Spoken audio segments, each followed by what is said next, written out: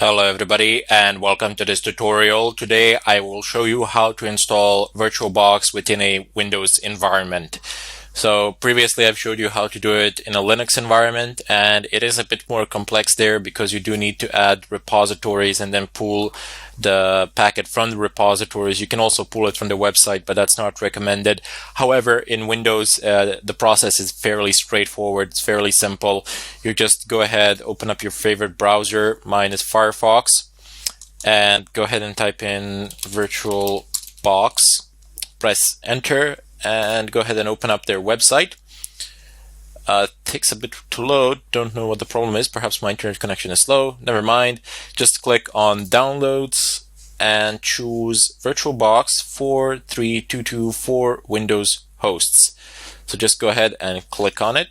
And I don't want to download it now because I've downloaded prior to this tutorial in order to save some time. But since you didn't, just go ahead and click on Save File and it will download it. The download process will start. I'm just going to go ahead and navigate over to my Downloads folder. I have it right here. So I'm just going to go ahead and double click on it in order to initiate the installation wizard. Keep in mind that this is actually a virtual machine, and I am conducting an installation of VirtualBox within a machine that is being run within yet another VirtualBox. So a virtual machine within a virtual machine would be a proper way to name the situation. You can see I've minimized it and I can pull it now around, but it works just fine. The installation process will go no problems. It will go fairly smoothly without any problems.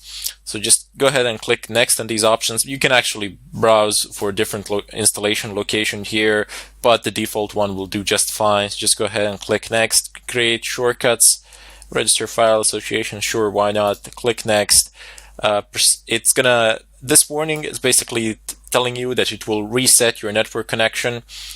So if you don't want that to happen, you might halt the installation process or something like that, but don't worry. Even if you're downloading something, it's not a big deal. If your interfaces are reset, your connection goes down and then it comes back up again, and your download might just stop for a while and that's it. Continue on later. Anyway, just go ahead and click yes, install, and there we go. Oops, this is don't worry, it's not an error or something like that. It's just Windows asking for our permission.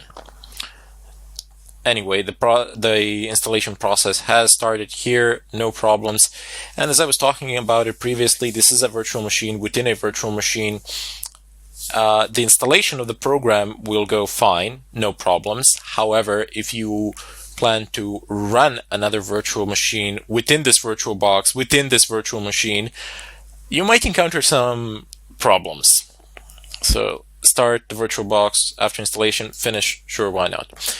And as I said, you might encounter some problems performance-wise because, you would need to have crazy good hardware in order to accomplish this feat. I believe I could do it, but to the point that the virtual OS would function, but to a very limited extent, and that's it. I don't think I could actually do any meaningful work with it. That would be quite difficult to achieve. But in any case, we have our VirtualBox manager here. Here, I'm spinning it around, and the process of creating pretty much new virtual machines is exactly the same, more or less. The options have the same places, so you'll be able to follow this tutorial through even if you are using Windows and have created a virtual machine, for the most part anyway. I'm just going to go ahead and close it now. I will uninstall it here because it's completely pointless for the time being. But in any case, I hope that this was helpful to all the Windows users out there, because let's face it, a lot of people do use Windows. However, for pen testing purposes, for ethical hacking, Windows is not the best operating system to use out there, primarily because it's a lot harder to become anonymous with Windows, to anonymize yourself, and furthermore, most of the pen testing hacking tools were actually designed for Unix, Linux-like environments to work in combination with their terminals. However, the choice of the operating system is completely up to you. I will be working with Fedora, Linux, and I will most likely be using this Windows machine as some sort of a victim which we will be attacking and exploiting. Anyway, I bid you all farewell, and I hope to see you in the next tutorial.